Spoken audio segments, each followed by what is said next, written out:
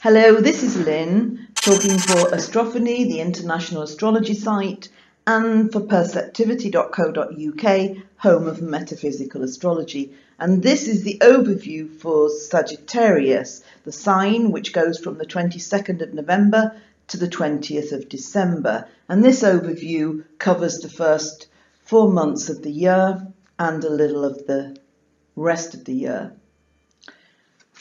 Saturn in your sign is still on its stringent patrol of your life. As a planet, Saturn is sometimes known only for its austere influence, whereas it actually carries a great reward after a testing period. It might be like saying that which doesn't kill you strengthens you. Saturn judges us on results and then rewards us accordingly. Either way, you can now move in a more direct line, away from that circular motion of last year, which felt more like a deepening tunnel through which there was no light and even less sign of an end.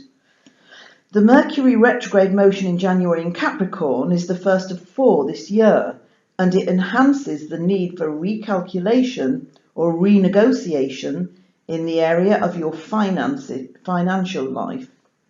It may bring you back to what was lost or mislaid in some way, or it may just bring you back to common sense, depending on where you are standing and what you're contemplating. This year is not the time for speculation or risk-taking without sound research, or unless the odds are good, or you are utterly desperate. If the risk is being shouldered by other people, then that's another matter, but still don't count your chickens until after October. This goes for other issues besides finances, though it is likely that whatever is at stake, money will come into the equation somewhere.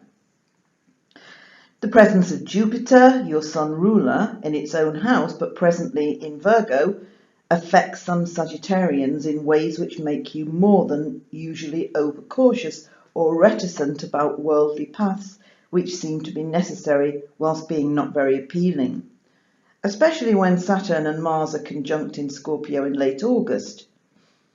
Mars retrogrades in your sign in late April and backs up into Scorpio, raking through your solar 12th house and through private issues or enigmas of other kinds that you would prefer not to have to linger over given the choice. And although this won't happen until June, the prelude to it may begin in January-February, when there could be a deceptively quiet flavour to whatever is going on.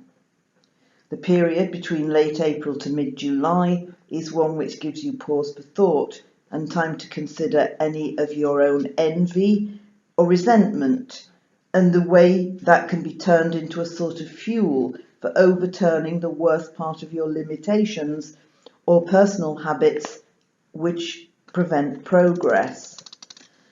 The second Mercury retrograde motion of the year is in late April in the Earth sign of Taurus, just after Mars has retrograded in your own sign in the middle of that month, and it brings into stark relief some of your complaints, either silent or otherwise, regarding obligations or vocational matters. And as Venus is in Aries at that time, you will perhaps be strong in the fight for what it is you want and greatly determined to bring about a desired end result.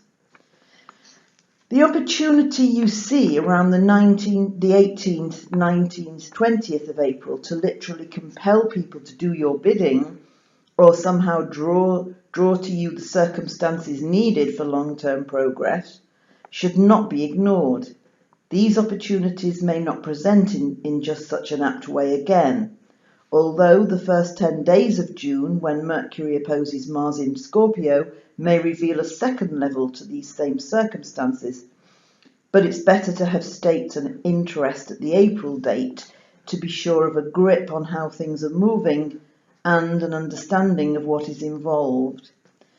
2016 is for many Sagittarians the time for fresh territory, but for all of you it is a time of moving forward while knowing what to preserve and what to dispense with. Join us again for an update on your sign in May. If you would like any personal astrological work, then please contact me via www.perceptivity.co.uk.